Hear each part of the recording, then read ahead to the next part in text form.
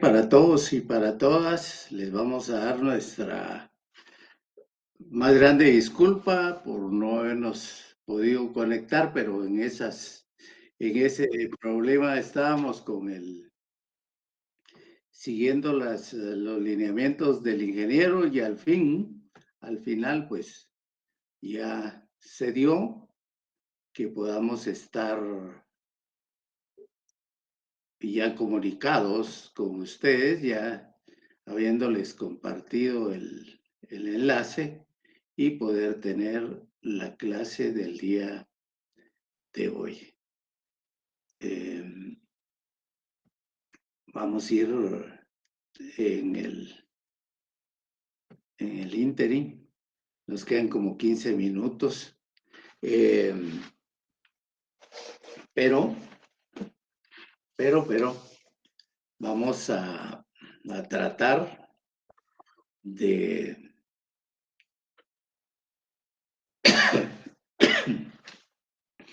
impartirles por lo menos el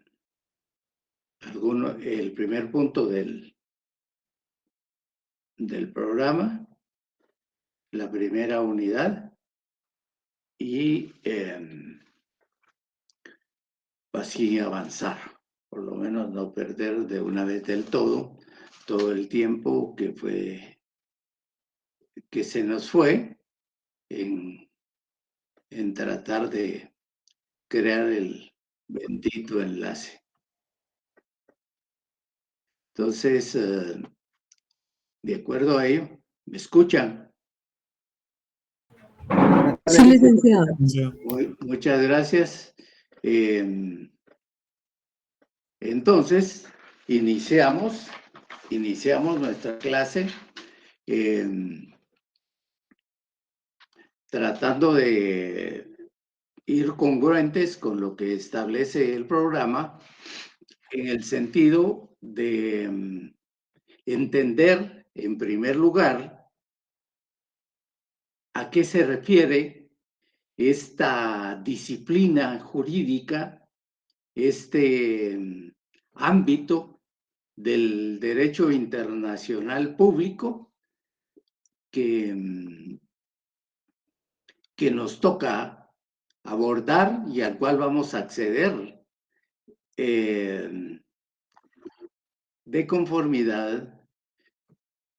con la misma dinámica que nos marca el programa en sus diversos puntos, en sus diversos pasos. Y entonces vamos a, en principio, decir que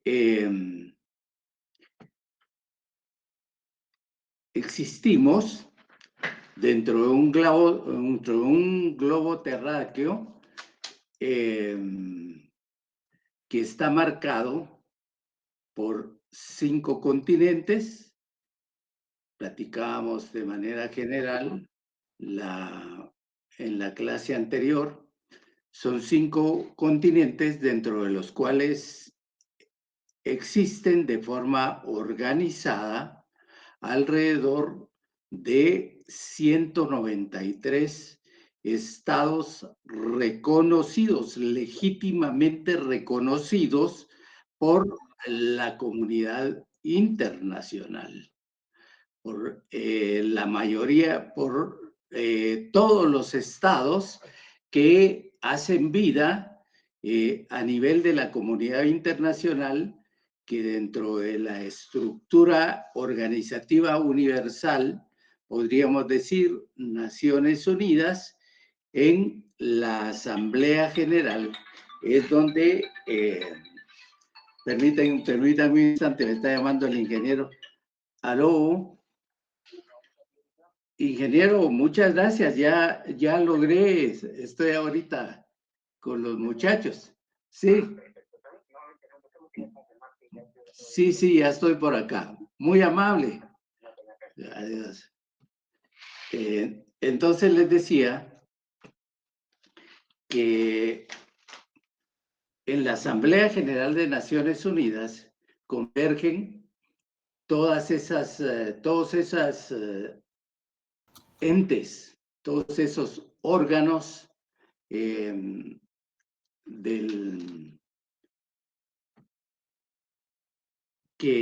van a expresar su voluntad a nivel de esta organización en donde hacen vida y donde exponen sus diversas opiniones. Y entonces ahí nos habla de la existencia de estados, nos dice, son 193 estados,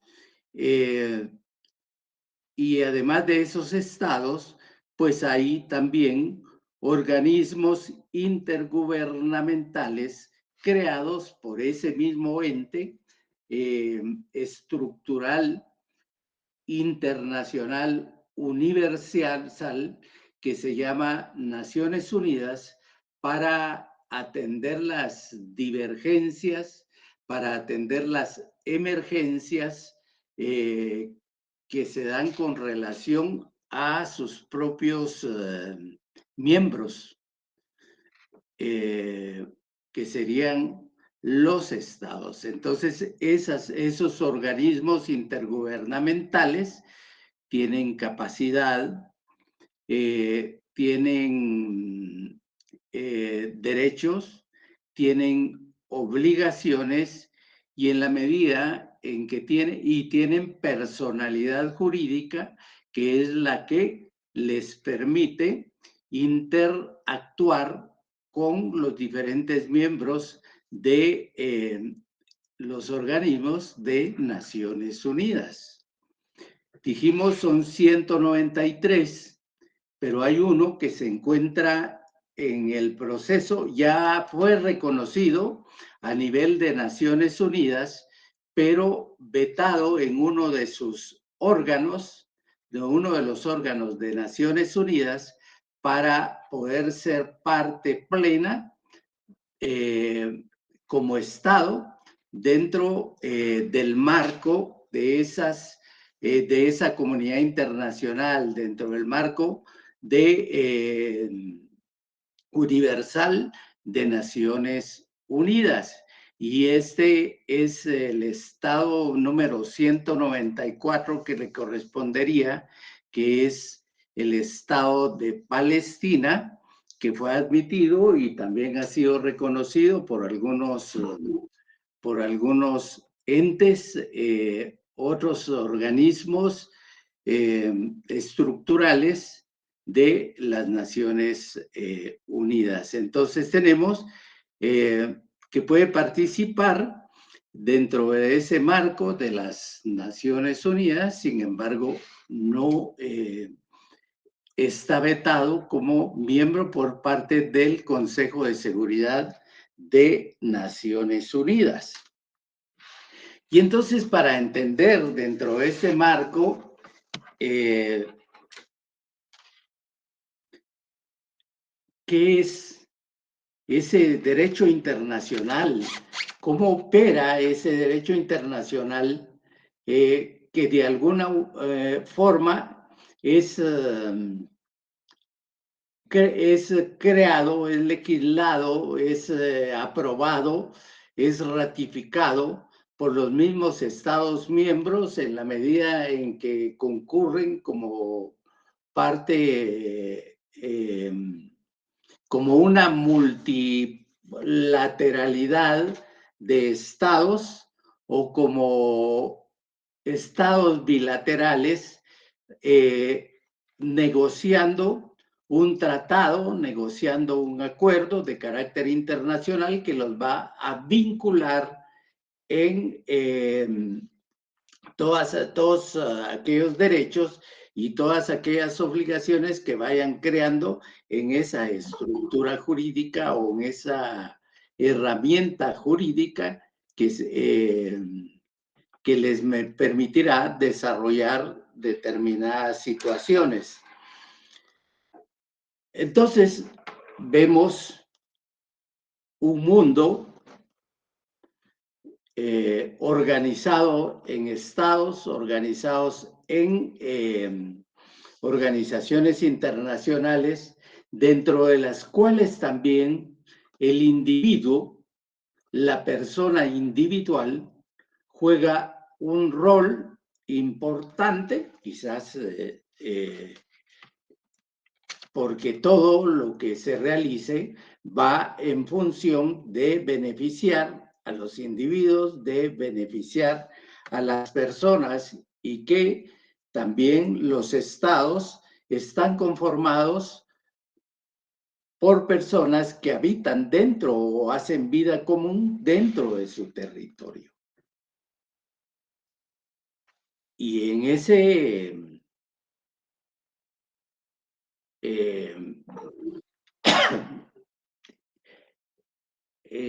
ese acontecer de relaciones entre estados, encontramos que a lo largo de la historia de estos mismos estados se produce algo que se denomina, a partir de la Segunda Guerra Mundial, para los años 1990, en el siglo XX pasado, se produce un fenómeno en el cual existen polos de poder que tratan de imponer su propia voluntad. Y en ese sentido es que encontremos, a partir de la Segunda Guerra Mundial, para los años 1990, en donde vamos a encontrar un colapso y un derrumbe de un bloque importante que se denominó la Unión de Repúblicas Socialistas, URSS por sus siglas. Vamos a encontrar allí una fuente de poder, o dos polos, y por esa misma circunstancia, de dónde emana el poder, de dónde emanan las contradicciones, se producen dentro de un mundo al cual se le denomina mundo bipolar, porque existen dos polos, porque existen dos partes de poder que están tratando de coexistir la una con la otra, y por eso encontramos que durante los años del 45 al 90, relaciones frías de una guerra fría que siempre estaba tratando de competir la una con la otra. Con el derrumbe, encontramos que con el derrumbe de esta parte del hemisferio, o de esta parte del globo terráqueo, encontramos que ya no, que prácticamente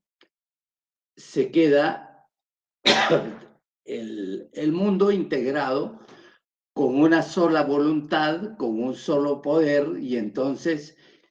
a partir de ahí hasta la fecha encontramos la existencia, o quién rige las relaciones, o de conformidad con qué acuerdos se rigen las relaciones, y encontramos en función de eso un mundo unipolar, es decir, un solo poder que va a regir y que va a tener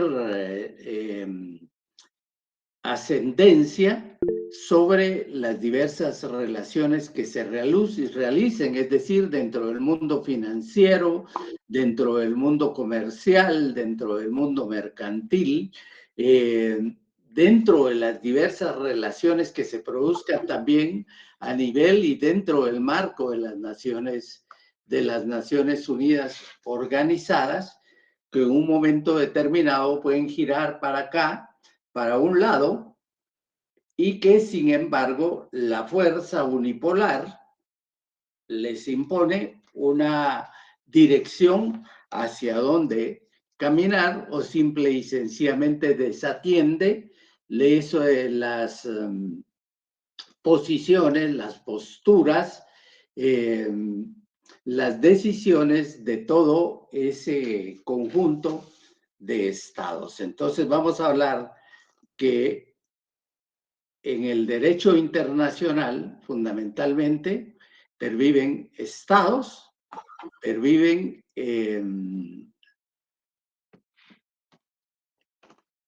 organizaciones internacionales especializadas, intergubernamentales, y a la vez pervive el individuo actuando dentro de una disciplina jurídica importante como lo es